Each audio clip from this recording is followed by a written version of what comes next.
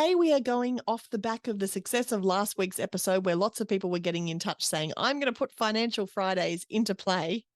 I thought we would talk a bit about budgeting, because budgeting was not something, just like Financial Fridays, budgeting was something that I didn't do a whole lot of when I first started my business. I would think of an idea, think that sounds good, let's do it. I would push forward, I would pay the bills, and then at the end, I would kind of look back and do kind of like a post-mortem of the event and go, why did I lose all my money?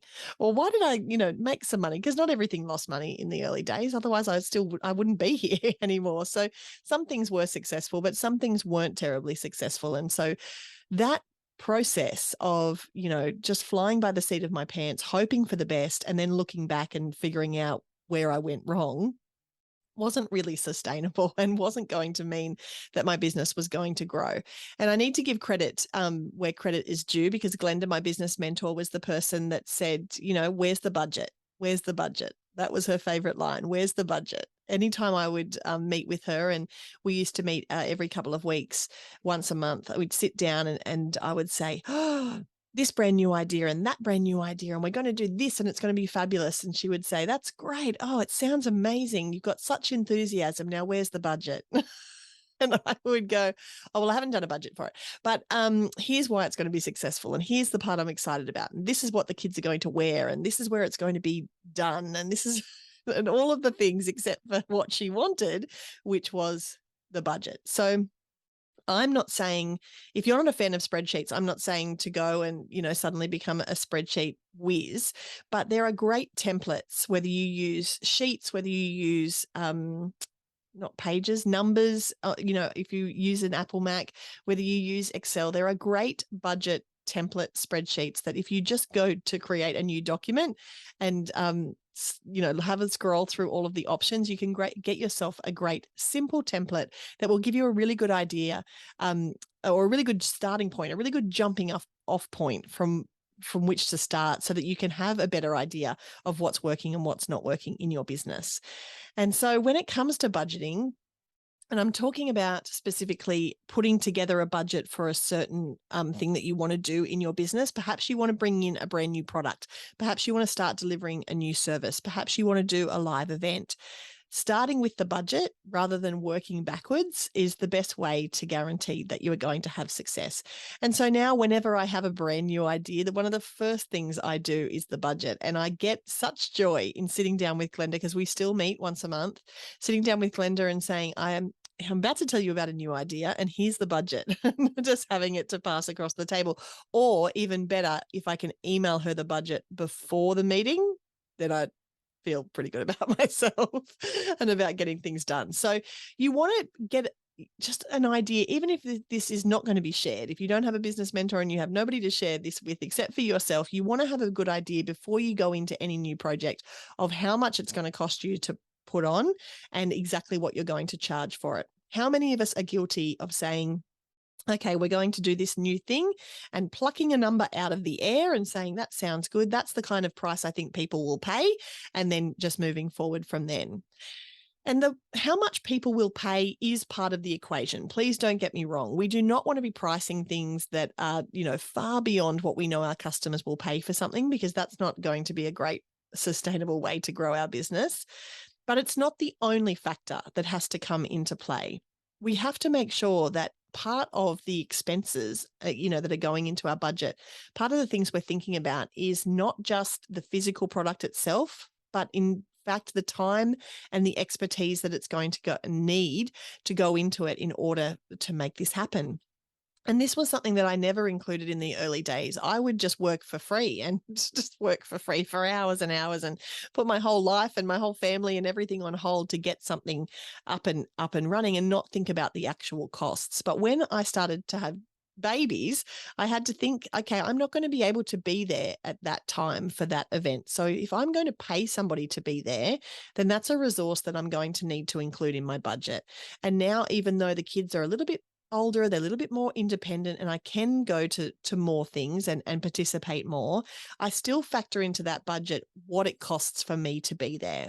And yes, it does cost a lot more for me to be there than it does for some of my staff. And that's because there is a cost to the level of expertise that I bring to whatever we're doing. And that is due to the not just the qualifications that I have, but the many, many hours and many, many years of experience that I've lived and that I have to bring to whatever the brand new project is.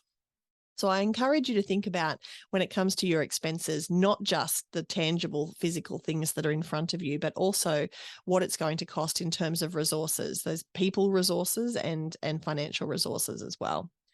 And you want to start by figuring out, what's the worst case scenario? I always do a worst case scenario budget. So I do things like, I put $1,000 for marketing down, even though I know I'm probably going to spend about $250 on Facebook ads. I'll put $1,000 for marketing. I'll put, 20 hours of work for me, even though it's probably something I can kick over in 5 hours. I'll really do a worst case scenario to see, whether this is going to be financially viable or not. And then once I kind of get a feel for what it's going to be, I can pare that down and make it a bit more realistic. But I find that just by starting with like just big numbers and worst case scenario, it just gets me in the groove and gives me some momentum and keeps me doing this, somewhat otherwise boring task of putting together a budget. So I go off the templates.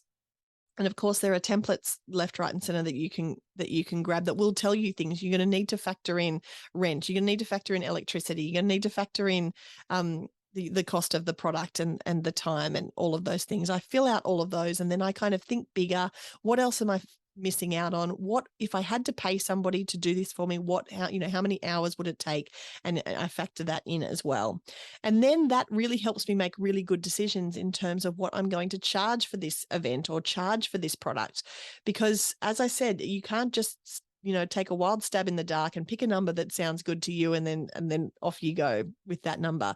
You want to be able to really have a look at the numbers, and getting a good spreadsheet and getting a good budget means that you can punch in a number and say, okay, if I sell 6 of these things and they're going to be $10 each, then I'm going to make $60. Is that going to cover the expenses that I have down below on my budget spreadsheet? Or maybe it's going to need to be that they're going to cost $60 each, and I'm going to need to sell 10 of them in order to cover those expenses. But you get to have a play around.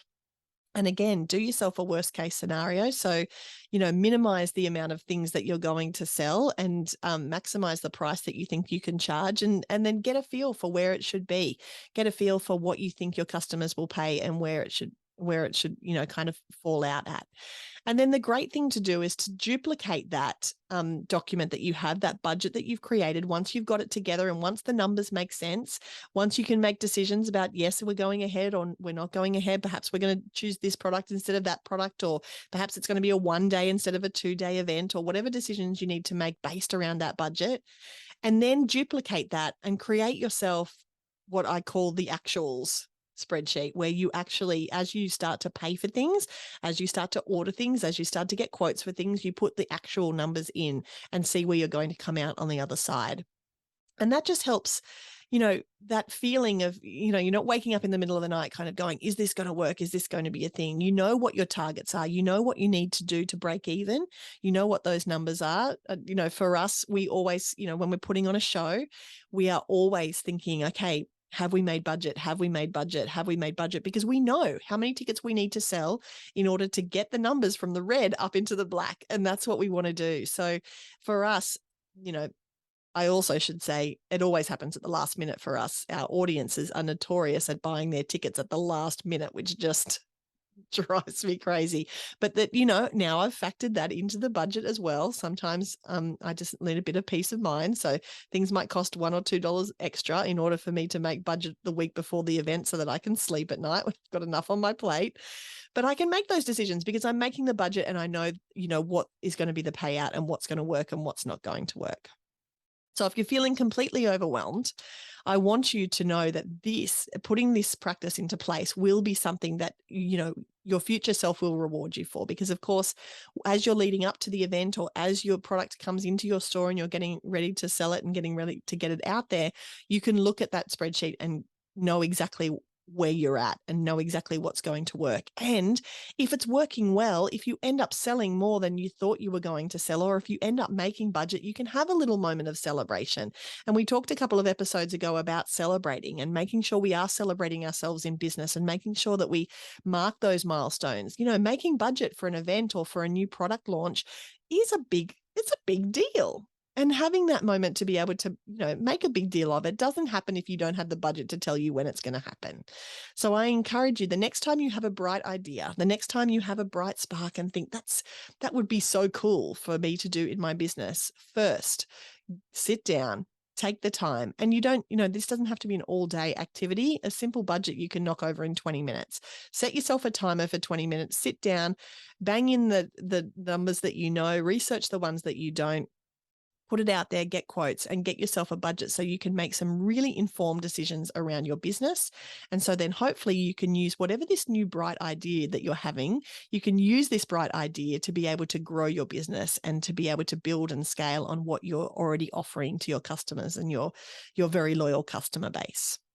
I would love to hear from you if you put this into practice and if you get your budget sorted, especially if you're taking 20 minutes and sitting down perhaps this afternoon or perhaps tonight to put together a budget for that brand new idea that you had. Please let me know. Take a photo of your computer screen, take a photo of your phone, like a little screenshot, and stick it on your Insta story and tag me. I would love to know that what you're hearing on the podcast, you are then going into real life and applying, not just listening to and going, yeah, that should be a good idea. I probably should do a budget, and then not doing anything from it, which, that's okay. That happens sometimes. I'm guilty of that too. But I'd love to see you put it into practice. Take a photo and stick it on your Insta story and tag me. And thank you so much for listening, especially because we're talking about stuff that's not, it's not the flashy stuff at the moment. Budgeting, Financial Fridays. I'm proud of you. Get stuck into it. It's important stuff. I will talk to you next week.